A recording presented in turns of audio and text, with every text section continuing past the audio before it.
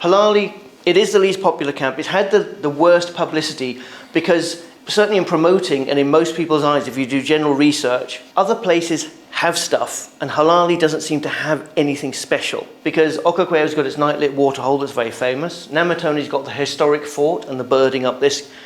Halali doesn't have anything. It was a stopover for rangers driving between the two areas, is how it started, and then it developed into a tourist camp. But actually, in terms of raw game viewing in the national park, it's probably the best place to be located because it's right in the centre of the park. As I say, this side of the park is more plains, is really good for big herds, but also the predators over this side.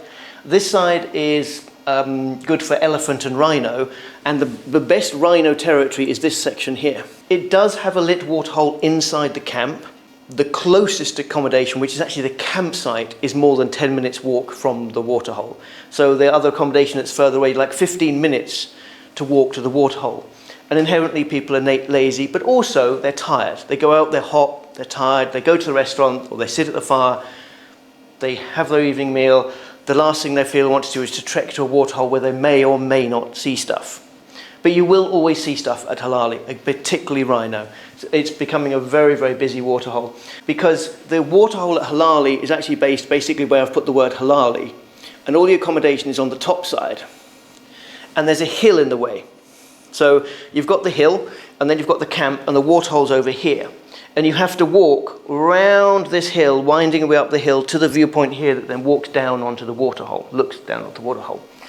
It's an exceptionally good viewing experience. So you've got the camping, then there's rooms, then there's chalets and family chalets. Some of the bush chalets have braai areas.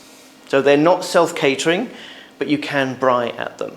Because it's the driest area of the park, and you can access nearly 20 waterholes within 2 hours by either going this way or this way of driving. It means all the waterholes are really busy because the park is so dry. So the animals are always going to and from the waterholes. So from the game viewing, great. It means in the campsite though, they just cannot get grass to grow in the campsite. They've tried through the years, they've grown mapani, because of mapani trees, the campsites. And mapani trees don't give much shade.